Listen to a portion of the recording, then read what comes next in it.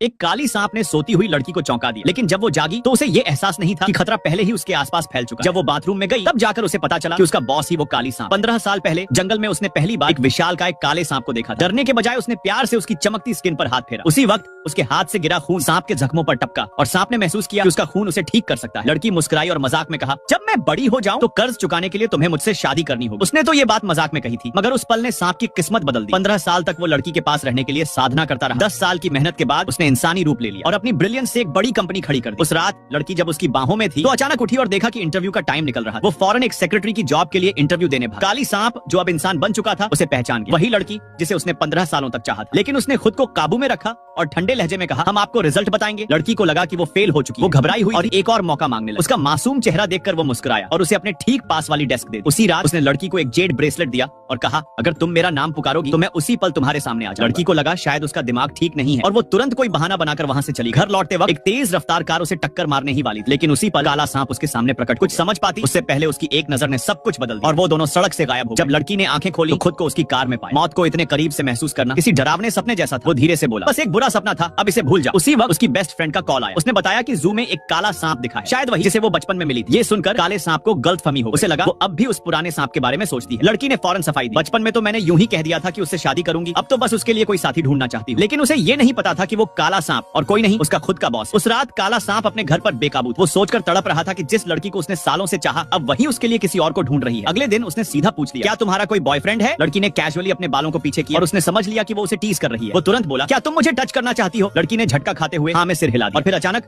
खुद ही चौंक गई और घबराकर वहां से भाग गई। तभी अचानक उसका फोन बजा। वो जल्दी से छुट्टी लेकर निकल गई, पर उसके जाने के बाद बॉस के दिल में शक की आग लग चुकी थी। उसने अपनी मानसिक शक्ति का इस्तेमाल किया और देखा कि वो किसी अनजान आदमी का हाथ पकड़कर चल रही है। गुस्से से उसकी आंखों में आग भर गई। उसने टेबल पर मुक्का मारा और ऑफिस के सारे शीशे फूलदान एक साथ टूट गए। पर जो वो नहीं जानता था वो आदमी उसका सिर्फ मामा। इस गलतफहमी ने उसे बेचैन कर दिया। वो पूरी रात सो नहीं पाया, यहाँ तक कि अगले दिन ऑफिस भी नहीं आया। जब लड़की ने उसके असिस्टेंट से पूछा तो पता चला वो बीमार है। वो फौरन उसका ख्याल रखने पहुंची, पर बुखार में तपते हुए उसने उल्टा उसी पर इल्जाम लगाया। तुमने तो वादा किया था मुझसे शादी का, फिर क्यों किसी और को अपना लिया? गुस्से में वो उसे नुकसान पहुंचाने ही वाला था कि लड़की ने उसके होंठ पर जोर से काटा। तेज दर्द ने उसे होश में ला दिया। अंदर से पछतावे में डूब गया, पर अब बहुत देर हो चुकी थी। लड़की ने ठंडी आवाज में कहा, आराम करो, और फिर चुपचाप चली गई। कुछ दिन बाद जब वो ऑफिस लौटा एक बड़ा क्लाइंट मीटिंग के लिए आया, पर सबको चौंकाते हुए उसने डील को सीधा रिजेक्ट कर दिया। असिस्टेंट हैरान रह गई। जब लड़की को पता चला तो वो उसे समझाने गई, ये बहुत बड़ी अपॉर्चुनिटी है, इसे मत खोइए। लेकिन उसे लगा वो उस अनजान आदमी के लिए उसके सामने सिफारिश कर रही है। जलन से उसकी आंखों में एक ठंडी मुस्कान आ गई। अंदर ही अंदर उसने ठान ली, अब इस स्टील डील से उसी आदमी की सच्चाई सबके सामने लाऊं। जब असिस्टेंट कॉन्ट्रैक्ट साइन करने गई लड़की ने उसे सच्चे दिल से थैंक यू कहा, पर उसका अगला ही वाक्य बॉस का चेहरा बदल देने वाला था।